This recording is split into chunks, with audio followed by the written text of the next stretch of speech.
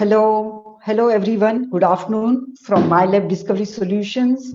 I'm Shefali Desai, and I'm going to share some of the experience how we created this miracle called COVID-19 detection kit. So, and also why ladies are in so much in front of the uh, this whole revolution, what we call COVID-19. If we go to see globally, there are 74% of the people are nurses who are girls, and 65% of pharmaceutical workforce is made up of ladies, and this makes a difference in the whole industry for the science and technology. Women have been in front for everything and anything. Now they have broken the glass ceiling. Why we prefer, why some industries always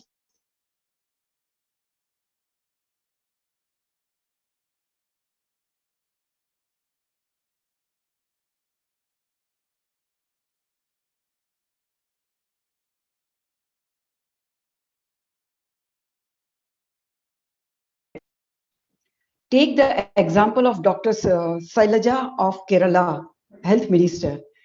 She happened to because more way of looking at the things differently. They have because of that they can spot the Wuhan outbreak. She realized what was, and immediately she created the passage for her from home to get tested. And Kerala reported first COVID infection in India. From there on, if we say for India, it was no looking back. We had a real pandemic on our hands. So my journey started with my family and friends and colleagues' blessings in science. I could choose my own way, my own destiny, and my own subjects. And because of that, I could reach over here. I come from a family where education is a must for everyone. There is no disparity from in boys and girls, and that's why we are at the same and we are at the same level. I think we all should do this in our homes also. That makes a lot of difference when we have educated mothers, educated sisters in our homes. That makes a difference for every one of us. So we should go for such things, and we should encourage our girls to do this and to learn. About my role in the fight of COVID, I would say extraordinary situations calls for extraordinary responses. At that point of time, I really wore different multiple hats. On one hand, I was responsible for creating this kit as a core team member of our lab. On the other hand, I was also helping and guiding customers how to test these, how and training them properly, because there were customers who were doing this RT-PCR for the first time. We had to really handhold them. We had to train them. We did it with flying colors. On the other hand, we were also keeping check on the quality of our kit, which was 100% all the time, because we could not have anything going wrong at the testing level, because one test would make a difference in the lifetime of a person. We cannot go wrong. We have to report each time a true test, either it is positive or a negative. And that's what our kit does. It gives testing at 100% accuracy as true positive and true negative. We also, so this is how our journey began, and we are now at the junction where we are creating kits for almost everything.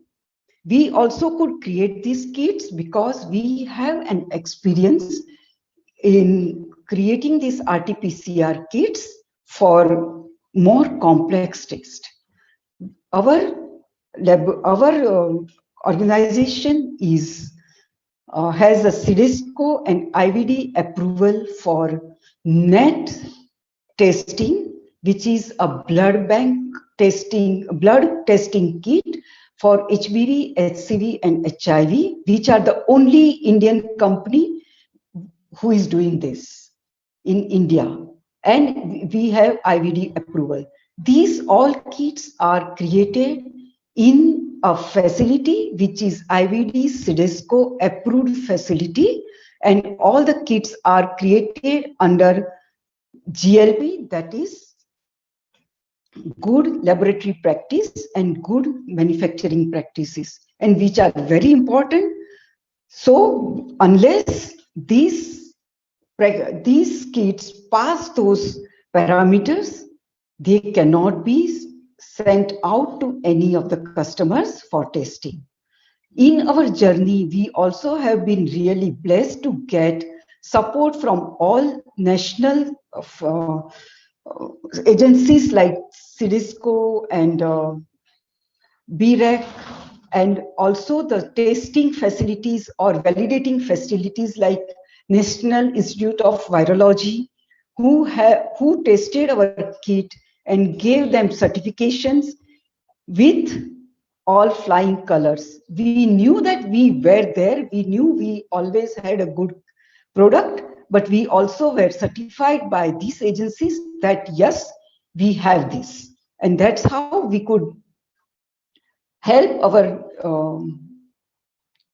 our people, our nation, by creating this first kit in record 6 weeks time. It has 6-week time was like a burning midnight oil. We had to really put in all our efforts, all our thinking heads on the table, but we could make it because we had that in our head and we had that expertise.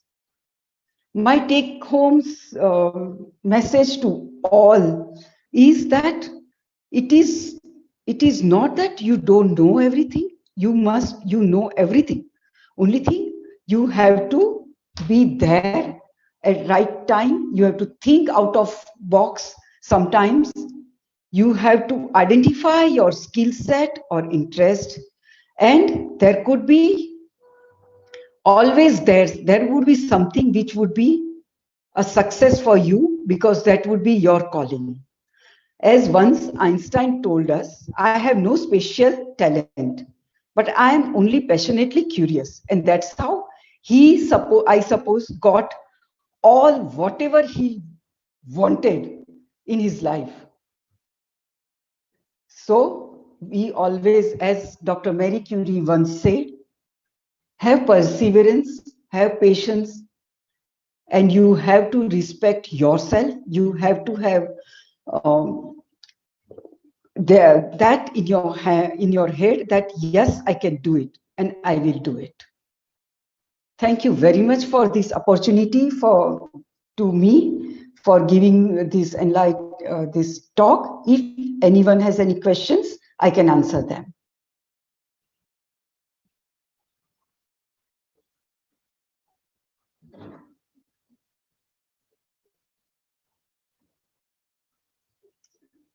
Any questions from any audience?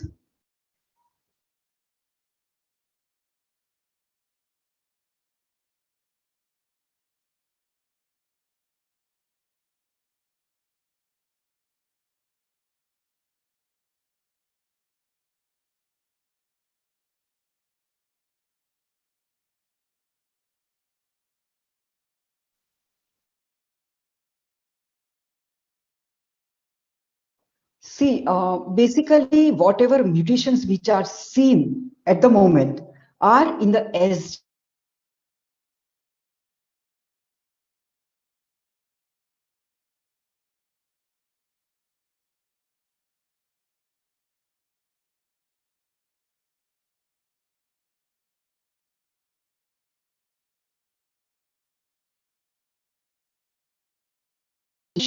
of the virus.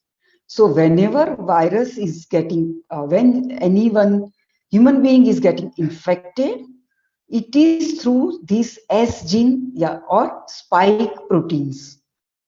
So these are the proteins which are the proteins which are used for virus to get into human body, which are through AES receptors, ASE receptors, okay, viral binding receptors. So when virus is binding to any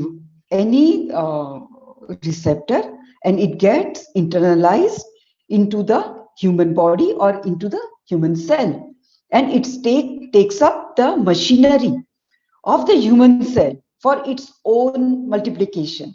It rather sort, and so virus will multiply, and this multiplication is called transcription. This transcription happens because with the help of actual the cell multiplication machinery. So whenever there is transcription happens, there would be a little bit of cell genome also would be there in the virus. So when virus is leaving your body, it takes that little bit of your genome or little bit of that human cell genome with it, and you get these mutations. So at the moment, all these mutations which are seen are in spike gene, and at our kit, which we have created, does not have spike gene detection. Our kit detects N gene, nucleocapsid, and E gene, envelope gene, which has minimum mutations. So our kit can pick up all the mutated genes which are in Brazil or UK or South Africa. Our kit can pick up all. The people who have this S gene in their detection system may have to modify their kits, or they might be coming up with the additional primer probes or additional testing devices. And the vaccines, what you are talking about the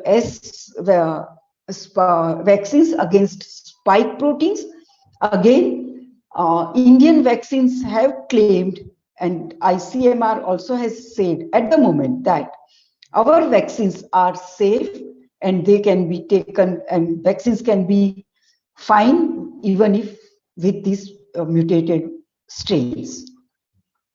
So at the moment, I think we are safe.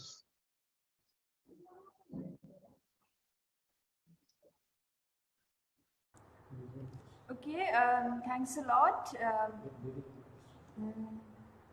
Okay, and we have one question from Manjula Yadav. She is asking why were the keys so costly? How could you reduce the cost? How the kits are so costly? Yeah. Yeah. Okay. See, if we create anything, and these are molecular tests. So what we are actually looking at are at the molecular layer. So we have to actually take the genome out of the viral cell and then test it. So for that, we require specific reagents and specific procedures. To extract out this RNA, we require procedures. And those reagents has to be created specially. They are not like available off the shelf. We actually have created these extraction kits which can extract your COVID RNA in 20 minutes flat, which is very fast procedure, if I may say. So and then after we take out this nucleic acid or RNA from the virus capsid, it has to be also tested. This test is done by a specific synthetic RNA, which we call primer. And it also has to be how you are going to make out, okay, you have this primer. So those primers are then tagged or labeled with a dye which is called fluorescent dye. And then these fluorescent dye tagged primer is bound to your nucleic acid. Now, these nucleic acids are not naked, they are not visibly visible, right? You may not be able to see with your naked eyes. So you need to multiply them. So there are separate instruments which we give a programming that, okay, you multiply this nucleic acid 20 times, 30 times, 40 times at particular temperatures. Once we do that, these tagged molecular primers then multiply and give us the signals. These signals are then captured, and then we see that, okay, this patient can be negative if they don't have this virus, and this can be positive if they have this virus. All this procedure has a lot of cost. Some of these things are made in India, but again, all these are very expensive. So we could still, our kits are 1/4 than the global kits which are available in the world. So no, they are not very expensive, if I may say so.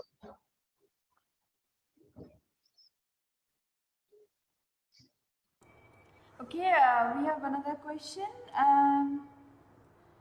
One of our visitors is asking that because of wearing masks throughout the day, will it affect the skin of the face?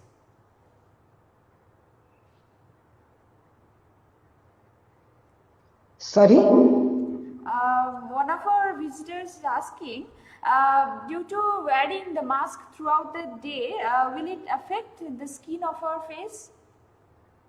I don't think so. I have just removed my mask for this talk. Do you see any marks on my face? No. It is safer that you wear mask when you are in a public. It is safer for yourself and for your community and for your family also. It is safer. Please follow the rules and regulations which government is telling, and it is for your own safety. I would say mask is a must. Okay. One of our visitors is asking, what are the common side effects of the vaccines? There are, see, whenever you have any vaccine, and you all must have taken vaccines for polio, for BCG, for n number of other things when you all were small or otherwise, and also you must have taken a vaccine for, say, for influenza and all. So the main course of this is like this. Whenever you get any vaccine or any foreign body is injected in our body reacts to it because that is a foreign thing for us. Our body has been dictated, or our body has that tuning that anything anything which is out of their knowledge should be attacked and killed. Now for that, so our body response, our WBCs, our white blood cells go and attack. When this body response happens, our body temperature rises and we get little fever. Similarly, for the vaccine of COVID, we do get a little fever, a little sore throat, or some sort of side effects. But those are very mild, and it can subside in a day or two with medications, and it helps.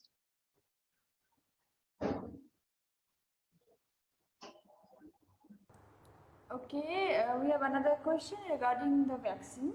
After taking the vaccination, are we supposed to wear mask at home to keep away from those family members who have not received the vaccine? Not necessary. The vaccine is an attenuated vaccine.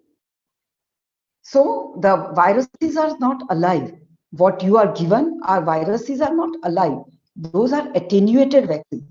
But for safety of your at home, you may not wear mask, but when you go out, you must wear mask.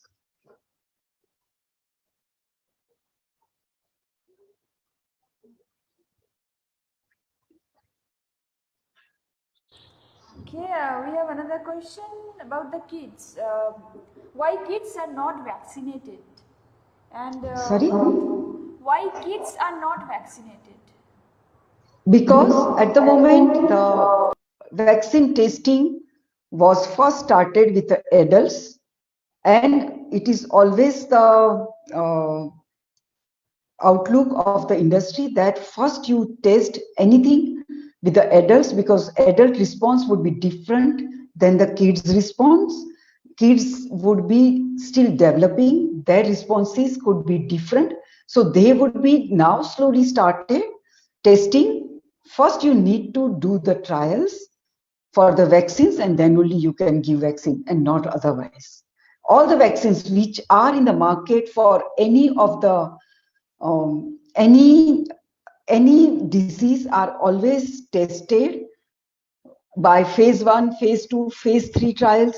Once those trials pass, then only you can give the vaccine to adults first, and again say if you are going to use because the same vaccine, you may need to check the dosage for the children, because dosage for the children would be different than the dosage for the children, I mean for the adult. So you need to check all those, and then only you can give vaccination to children. So at the moment, because they have little more immunity and they are not really exposed outside, they are not given vaccine. Okay. Some general questions. Someone has requested to share basic immunity building tips. Sorry, basic immunity building tips. Immunity building tips. Okay, I would share what I do. And I mean, everyone would have their own way of looking after themselves. But basic immunity is keep yourself fit, keep yourself hydrated, have lots of water, have what I do is in the morning I have a hot water, exercise, do yoga, walk, whichever you can do. Keep yourself fit basically, and let your uh, immune response be proper. Basically, you have to keep yourself fit. That is the mantra, and that is your immunity.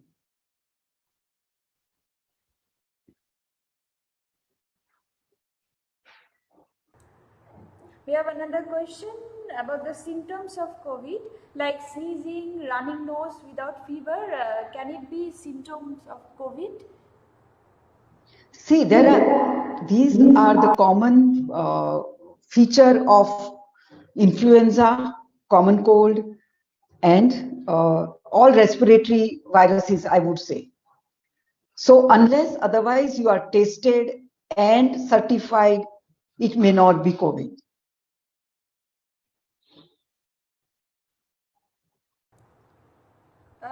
We have questions related to mask.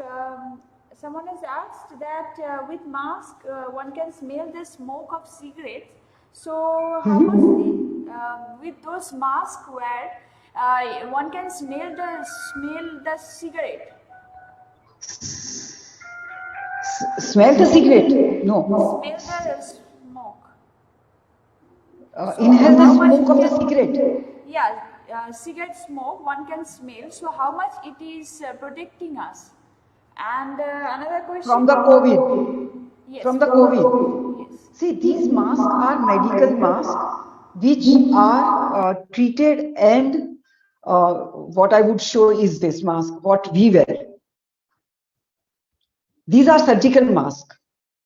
These are the masks which are for protection of from the infections. These are also worn during operations and surgical treatments and surgical, in the hospitals. So these are very safe and you must wear them. But cotton mask, which are sometimes people wear as a, fancy mask, and those what we call as napkins and so on and so forth, may not be really protective. So another question is how to take care of the babies as they are not being vaccinated now. Right. So first and foremost, I would suggest is that you take care that the mothers have to be very careful.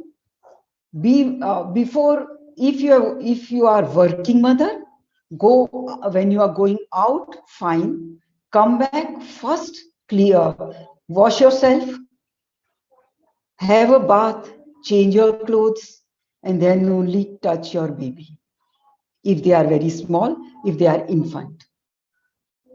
Keep that, if you are going daily to your work or for office, do that. If you are, say, going to the market and coming back, wash your hands completely, sanitize your hands, and then only touch anywhere in your house. Avoid touching your nose, eyes, mouth. Same applies to your kids. So allow them also, and if they are little elder, if they are going down to play in the society foyer and all, let them wear mask.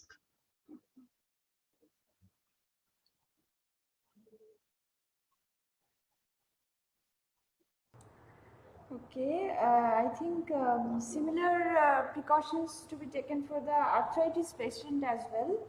And someone has asked that whether it is safe to take vaccine for an arthritis patient. Sorry? Safer to take vaccine after? Arthritis patient. A patient of arthritis. Arthritis. See, arthritis is immunosuppressive disease. So you need to consult your doctor and then only take vaccine. And whenever you go to the vaccine center, you must identify yourself as that you have RA, arthritis, and if a doctor advises you, then only take the vaccine. Can the vaccine be taken by a pregnant mother or a mother who is feeding? At the moment, pregnant mothers are not tested and not given the vaccine because the vaccine is very nascent, very new. We do not know much. We do not have much history about the vaccines. So at the moment, pregnant ladies are not given vaccines, and also same with the lactating mothers. Okay. We don't have any more questions. So I would like to thank you. Thanks a lot, Dr. Desai, for this wonderful lecture and making the people aware, as many people had many questions and confusions regarding this COVID-19. Even after 1 year, we still had so many confusions. Thanks a lot for giving this lecture, and thanks. Thank you very much for inviting me on this important forum. Nehru Center is really a big thing. Thank you very much for giving us the opportunity. Thank you.